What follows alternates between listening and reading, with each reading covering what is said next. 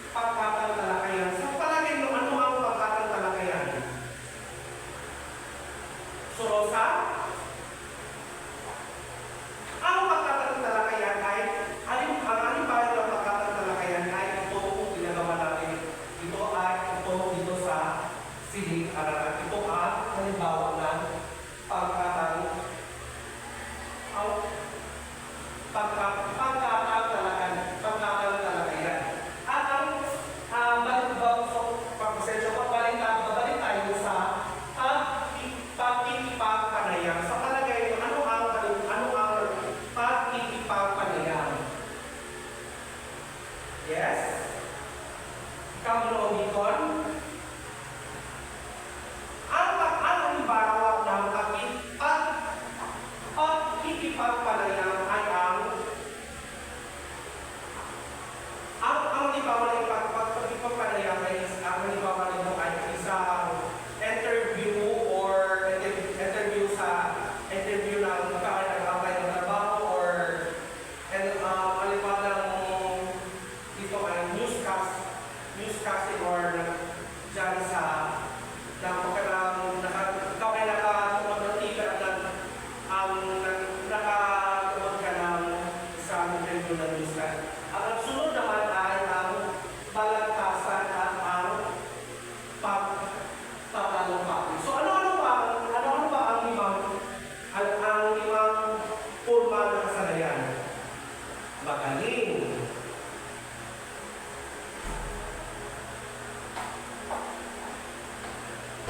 Ang ito ang dapat natin tandaan habang nagtatalupati. Ang dapat tandaan ng nagtatalupati. Hindi. Galaw na kilos at saka ang tinig or malakas na boses.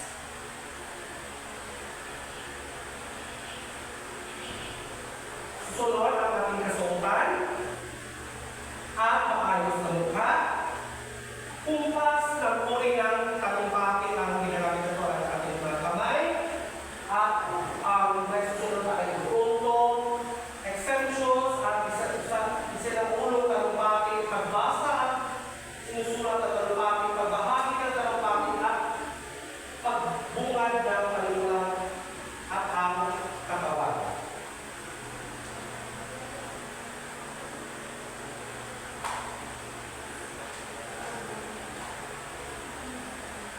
At ang susunod ay pamimitawan o wakas.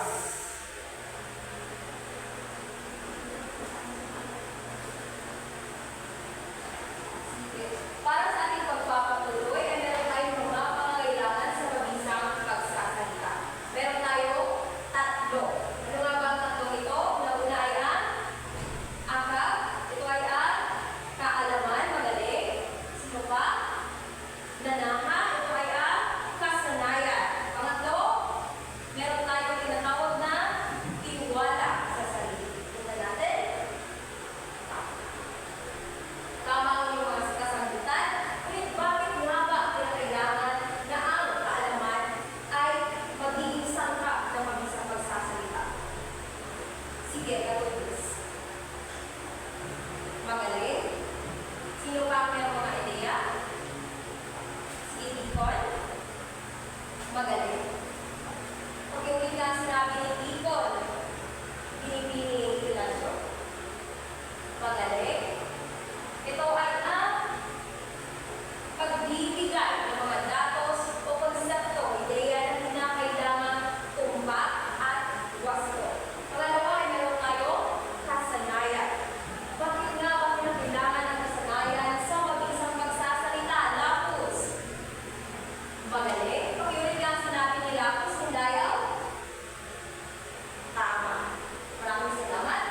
Ngayon punta naman tayo sa pangatlong pangangailangan sa mabisang pagsasalita at ito ay ang tiwala sa sarili. Bakit nga ba kinakailangan ang tiwala sa sarili? Melon. Tama, magaling. Ano nga ba ang sinabi ni Melon? Hidal. Maraming salamat at tama ang inyong sagot. Ang tiwala sa sarili ay, sa ibang salita, ito ay ang kumpiyansa kung saan nagpapahayag ka ng mga mensahe na nais mo iparating sa iyong taga-pakikinig. Ngayon, ano nga ba ang tatlong pangangailangan para sa mabisang pagsasalita? Sabay-sabay. Kaalaman, kasanayan, at tiwala sa sarili. Magaling.